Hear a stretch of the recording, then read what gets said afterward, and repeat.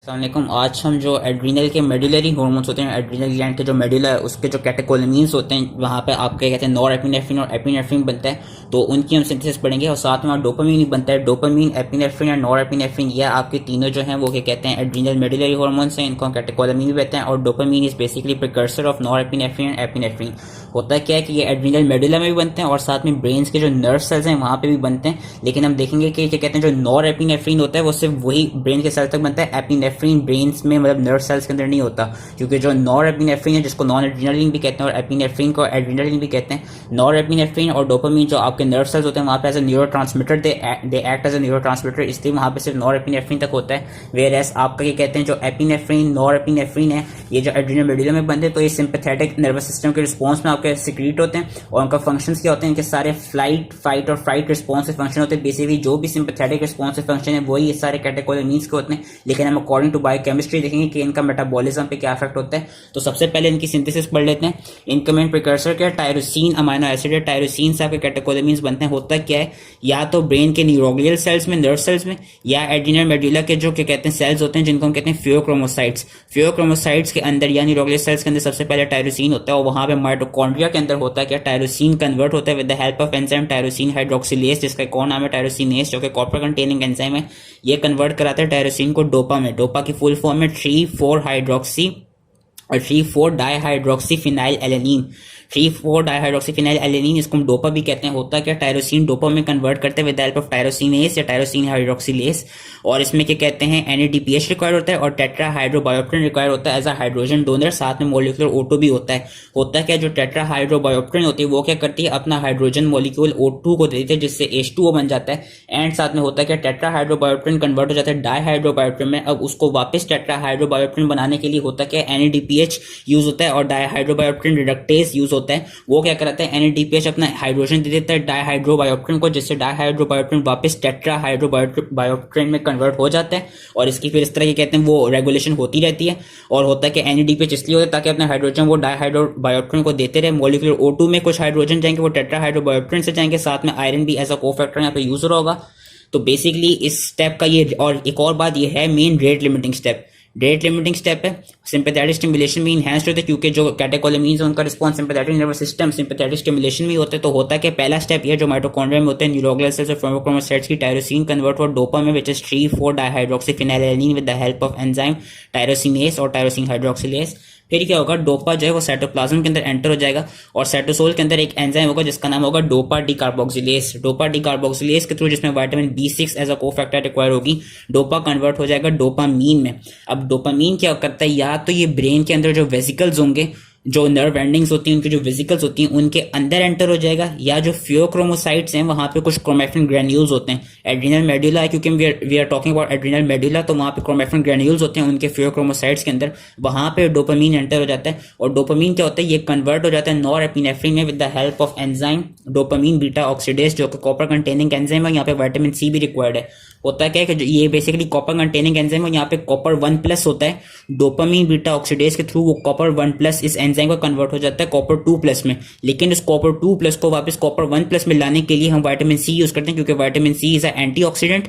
तो होता क्या है कि डोपामीन अपना फियोक्रोमोसाइट्स यानी एड्रीनल मेडुला के क्रोमेफिन ग्रैन्यूल्स के अंदर या वो ब्रेन्स के वेसिकल्स या नर्व एंडिंग्स के अंदर कन्वर्ट होता है नॉर एपिनेफ्रिन में। डोपामीन कन्वर्ट होता है नॉर एपिनेफ्रिन में with the help of enzyme dopamine beta oxidase which is a copper containing enzyme and vitamin C is required as a antioxidant क्योंकि copper 2+ को कॉपर 1+ में convert कर देती है। अब ये स्टेप जो है ये ब्रेन्स में यहाँ तक ही रुक जाएगा। ब्रेन में से भी यहाँ तक ही रुक जाएगा, नर्व एंडिंग्स में यहाँ तक रुक जाएगा क्योंकि norepinephrine as a neurotransmitter act करना होता है और ये यहीं पे अपनी वेसिकल्स में स्टोर रहेगा जब तक उसका फंक्शन रिक्वायर्ड नहीं होगा। जैसे रिक्वायर्ड होगा वो वेसिकल से रिलीज होकर एज अ न्यूरोट्रांसमीटर एक्ट करेगा। एड्रीनल मेडुला में क्या होता है, एड्रीनल मेडुला में जो सैम हमने पढ़ी थी एस एडिनोसाइन मेथियोनिन, वो क्या कहते हैं, वो क्या कराती है, वो अपनी मिथाइल ग्रुप डोनेट करती है with the help of enzyme methyl transferase. और होती क्या है, वो नॉर एपिनेफ्रिन को कन्वर्ट कर देती है एपिनेफ्रिन में। फिर ये एपिनेफ्रिन क्या होता है, एपिनेफ्रिन और नॉर एपिनेफ्रिन ये दोनों एड्रीनल मेडुला के क्या कहते हैं जो क्रोमेफिन ग्रैन्यूल्स हैं उनके अंदर स्टोर्ड होते हैं और जब सिंपैथेटिक स्टिमुलेशन कोई आएगी इनको रिलीज करने की तो ये दोनों रिलीज हो जाएंगे।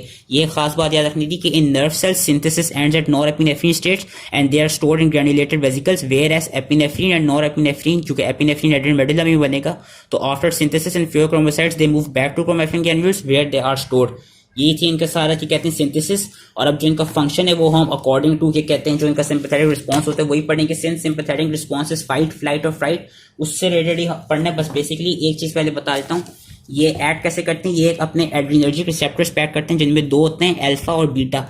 अब अल्फा और बीटा ये खास बात है, इसको क्या कहते हैं नोट कर लीजिएगा, याद कर लीजिएगा। जो अल्फा और बीटा रिसेप्टर्स हैं इनमें से अल्फा एक्साइटेटरी होते हैं, बीटा इनहिबिटरी होते हैं, लेकिन हार्ट मसल्स पे, दिल के मसल्स पे, आपके दिल पे बीटा एक्साइटेटरी होंगे। बाकी पूरी बॉडी में बीटा इनहिबिटरी इफेक्ट देंगे, लेकिन सिर्फ हार्ट पे बीटा एक्साइटेटरी होते हैं, वेरस अल्फा पूरी बॉडी में एक्साइटेटरी होते हैं। ये याद रखनी है। और अल्फा एक्ट कैसे करते हैं अपने एड्रीनर्जिक रिसेप्टर्स, ये एक्ट कैसे करते हैं, अल्फा एडेनाइल साइक्लेस की इनहिबिशन कराएगा तो ये CAMP लेवल्स को डिक्रीज करेगा, इस तरह ऐड करेगा। इसका जो मोड ऑफ एक्शन है ना, अल्फा जो है वो एडेनाइल साइक्लेस को इनहिबिट करता है ताकि साइक्लिक AMP डिक्रीज हो, वेरस बीटा एडेनाइल साइक्लेस को एक्टिवेट करता है ताकि साइक्लिक AMP इंक्रीज हो। ठीक है, एक और बात समझा देता हूँ। अल्फा एक्साइटेटरी है, बीटा इनहिबिटरी है, सिवाय हार्ट के। हार्ट पे बीटा एक्साइटेटरी है। बीटा ने क्या करना है, एडेनाइल साइक्लेस को एक्टिवेट कराना है ताकि साइक्लिक AMP ज्यादा से ज्यादा बने। और अल्फा ने क्या करना है कि साइक्लिक AMP की प्रोडक्शन को कम करना है, तो उसने एडेनाइल साइक्लेस को इनहिबिट करना है। अब इन बाकी चीजों पर मैं बाद में आता हूँ, उससे पहले अब हम जो इनके मेटाबॉलिक रोल्स है वो पढ़ लेते हैं। क्योंकि फाइट, फ्लाइट और रिस्पांस और जो भी सिंपैथेटिक नर्वस सिस्टम जैसे एक्टिवेट होते हैं, जो रिस्पांस आते हैं, तो वही सारे रिस्पांसेस मिलेंगे कि बंदा हाइपरटेंशन में आ जाएगा, बंदे की ब्लड वेसल्स कॉन्स्ट्रिक्ट होंगी, बंदे की क्या कहते हैं आपका बंदे की प्यूपल्स डायलेट हो जाएंगी, बंदा हैवी रेस्पिरेशन ले रहा होगा, बंदे का हार्ट रेट बढ़ा हुआ होगा। और बंदे के अंदर अकॉर्डिंग टू बायोकेमिस्ट्री देखें तो उसकी जो ग्लूकोज होगी, क्योंकि वो फाइट और फ्लाइट के लिए चाहिए होगी, तो ग्लूकोज की प्रोडक्शन ज्यादा हो रही होगी और फ्री फैटी एसिड्स की भी प्रोडक्शन ज्यादा हो रही होगी। वो होती कैसे है कि आपके लिवर पे ग्लाइकोजिनोलाइसिस होती है और मसल्स पे भी ग्लाइकोजिनोलाइसिस कराता है एपिनेफ्रीन। एपिनेफ्रीन नहीं क्या कहते हैं बेसिकली ऐड करना, क्योंकि नॉर एपिनेफ्रीन तो आपका एज अ न्यूरोट्रांसमीटर भी यूज हो रहा है। तो एपिनेफ्रीन क्या करता है, मसल्स और क्या कहते हैं उनके अंदर आपका क्या कहते हैं लिवर के अंदर ग्लाइकोजिनोलाइसिस कराता है, लेकिन मसल्स के अंदर थ्रू इट्स बीटा रिसेप्टर्स ये ज्यादा ग्लाइकोजिनोलाइसिस कराता है। क्यों? क्योंकि बीटा रिसेप्टर्स पे जो ग्लूकागॉन जो मसल्स हैं, मसल्स पे ग्लूकागॉन के रिसेप्टर्स नहीं होते, इसलिए क्या कहते हैं ग्लूकागॉन का भी फंक्शन वही होता है कि it causes glycogenolysis by activating enzyme glycogen phosphorylase. तो लिवर में क्या होगा, पहले लिवर का कर लेते हैं। लिवर में एपिनेफ्रीन जाएगा through its beta receptors, cyclic AMP के लेवल को बढ़ाएगा और वो क्या करेगा कि क्या कहते हैं हेपेटिक की जो ग्लाइकोजिनोलाइसिस है, ग्लाइकोजन स्टोरेज है, उनको कम करेगा ताकि ज्यादा से ज्यादा ग्लूकोज प्रोडक्शन हो, ताकि हाइपरग्लाइसीमिया हो। लेकिन लिवर पे ग्लूकागॉन ज्यादा इफेक्टिव होता है कंपेयर टू एपिनेफ्रीन। मसल्स में क्या होता है कि मसल्स में एपिनेफ्रीन फॉर क्या कहते हैं for hyperglycaemia, for glycogenolysis, muscles में एपिनेफ्रीन ज्यादा वो होता है, ज्यादा इंपॉर्टेंट होता है। क्यों? क्योंकि जो मसल्स होते हैं उनके पास ग्लूकागॉन के रिसेप्टर्स नहीं होते। मसल्स में क्या कहते हैं एपिनेफ्रीन के लिए बीटा रिसेप्टर्स होते हैं लेकिन ग्लूकागॉन के नहीं होते, तो ये बात याद रखनी है। उसके अलावा हार्ट मसल्स में क्या होगा, हार्ट पे भी जो हार्ट की ग्लाइकोजन है उसको वो डिक्रीज कराएगा, यानी ग्लाइकोजिनोलाइसिस कराएगा, ग्लाइकोजन फॉस्फोराइलेज एंजाइम को एक्टिवेट करेगा ताकि क्या कहते हैं हार्ट पे भी आपका वही आयोनोट्रोपिक इफेक्ट है जो आपके बीटा जो होते हैं बीटा रिसेप्टर्स होते हैं वो कराते हैं आयोनोट्रोपिक इफेक्ट कराते हैं, यानी जो फोर्स ऑफ हार्ट की कॉन्ट्रैक्शन है उसको इंक्रीज कराते हैं और कार्डिक आउटपुट है उसको भी इंक्रीज कराते हैं ताकि क्या कहते हैं अगेन बंदे को फाइट, फ्लाइट और फ्राइट रिस्पॉन्स के लिए इंक्रीज किया जाए। बाकी इनका लाइपोलिटिक एक्शन है। लाइपोलिटिक एक्शन क्या है? लाइपोलिटिक एक्शन यही है कि जो एडिपोज टिश्यू है वहां पे भी थ्रू बीटा रिसेप्टर्स यानी साइक्लिक AMP के लेवल्स को इंक्रीज करके ये लाइपोलाइसिस करेंगे तो फ्री फैटी एसिड्स और ग्लिसरॉल के लेवल इंक्रीज होंगे। जब फ्री फैटी एसिड्स के लेवल इंक्रीज होंगे ना तो जो हार्ट का मसल होगा वो फिर क्योंकि वो ग्लाइकोजिनोलाइसिस करा रहा है तो ग्लूकोज की प्रोडक्शन करा रहा है, तो वो ग्लूकोज को एज अ फ्यूल नहीं यूज करेगा, वो फ्री फैटी एसिड्स को एज अ फ्यूल यूज करेगा। दूसरा क्या होगा, सिंस फ्री फैटी एसिड ज्यादा ब्लड में बन रहे होंगे तो इसका इफेक्ट कीटोजेनिक भी होते हैं कि ज्यादा कीटोन बॉडीज बनती हैं। जब आपका सिंपैथेटिक रिस्पॉन्स आता है कि ज्यादा कीटोन बॉडीज की प्रोडक्शन होती है जिसमें एसिटोएसिटेट ज्यादा प्रोड्यूस होते हैं जो कि again heart muscle as a energy use करता है। Heart muscle free fatty acids को और एसिटोएसिटेट को ज्यादा यूज करता है as a form of energy, as a form of fuel, क्योंकि उस वक्त हार्ट की ग्लाइकोजन कम हो रही होती है तो हार्ट ग्लूकोज प्रोड्यूस कर रहा होता है पर उसको यूज नहीं कर रहा होता। वो यूज किसको कर रहा होता है? वो कर रहा होता है फ्री फैटी एसिड्स को और क्या कहते हैं एसिटोएसिटेट को, जो कि फ्री फैटी एसिड से जैसी कीटोन बॉडी बनती है तो वो एसिटोएसिटेट ही होती है जो कि एज अ एनर्जी यूज होती है। बाकी अगेन फ्लाइट और फ्राइट रिस्पॉन्स बनाना है, हाइपरग्लाइसीमिया कराना है तो ये क्या कराएगा आपकी ग्लूकोनियोजेनेसिस कराएगा। ग्लूकोनियोजेनेसिस भी कैसे कराएगा? Through its beta receptor. जो ग्लूकोनियोजेनेसिस के इंपॉर्टेंट जो रेट लिमिटिंग एंजाइम्स होते हैं जिसमें pyruvate carboxylase, phosphoenolpyruvate carboxykinase and fructose 1,6-बिस्फॉस्फेटेस आ जाते हैं, उनको ये एक्टिवेट कर देगा जिससे अगेन ग्लूकोज ज्यादा प्रोड्यूस होगी। ऑल्सो सिंस लाइपोलिटिक एक्शन है, एडिपोज सेल्स जो है वो ज्यादा ट्राइग्लिसराइड्स की ब्रेकडाउन कर रहे हैं तो ज्यादा फ्री फैटी एसिड और ग्लिसरॉल बनने, glycerol as a gluconeogenic precursor use होगा जो कि ज़्यादा ग्लूकोज बनाएगा। ग्लाइकोलिसिस जो होगी, ग्लाइकोलिसिस को भी साथ में इंक्रीज करेगा, जिससे क्या होता है कि क्या कहते हैं epinephrine increases blood lactic acid level by promoting muscle glycolysis. Muscle में ही ग्लाइकोलिसिस भी ज़्यादा से ज़्यादा कराता है। ठीक है, इंसुलिन का भी यही है कि सिंस इसने क्या कहते हैं ग्लूकोज को बढ़ाना है, तो ये इंसुलिन को रिलीज को कम करवाएगा। इंसुलिन के रिलीज को कम कैसे कराएगा कि क्या कहते हैं, ये बेसिकली जो आपके बीटा सेल्स होते हैं जिनसे इंसुलिन प्रोड्यूस होती है, वहां पे जाके through it's alpha receptor add करेगा ताकि साइक्लिक एएमपी डिक्रीज हो। जब साइक्लिक एएमपी डिक्रीज होगा तो इंसुलिन रिलीज नहीं हो पाती। लेकिन इन्होंने एक चीज यहाँ पे बताई हुई कि अगर कोई ऐसा पेशेंट हो जिसको हम अल्फा रिसेप्टर के ब्लॉकर्स दे रहे हो, जिसमें फेंटोलमिन ज्यादातर दिया जाता है, अगर हम उसको अल्फा रिसेप्टर के ब्लॉकर दे रहे होंगे ना, तो वहां पे जो अल्फा रिसेप्टर्स हैं, जो अपने एड्रीनर्जिक अल्फा रिसेप्टर हैं, वो एक्ट कर नहीं पाएंगे, जिसकी वजह से इंसुलिन की रिलीज जो है इनहिबिट नहीं हो पाएगी। तो इस केस में क्या होगा कि जो अपना एपिनेफ्रिन और नॉन एपिनेफ्रिन होंगे, वो अपने थ्रू यूजुअली एपिनेफ्रिन जो होगा वो अपने थ्रू बीटा रिसेप्टर्स इंसुलिन की रिलीज करवाएगा। क्योंकि बीटा रिसेप्टर्स का काम क्या होता है, मैंने बीटा का फंक्शन कराया था। बीटा कैसे फंक्शन करते हैं, वो साइक्लिक एएमपी को इंक्रीज करते हैं, और जब साइक्लिक एएमपी इंक्रीज होगी तो इंसुलिन की रिलीज इंक्रीज हो जाएगी। तो ये मेन मेटाबॉलिक रोल था जो आपको याद रखना था।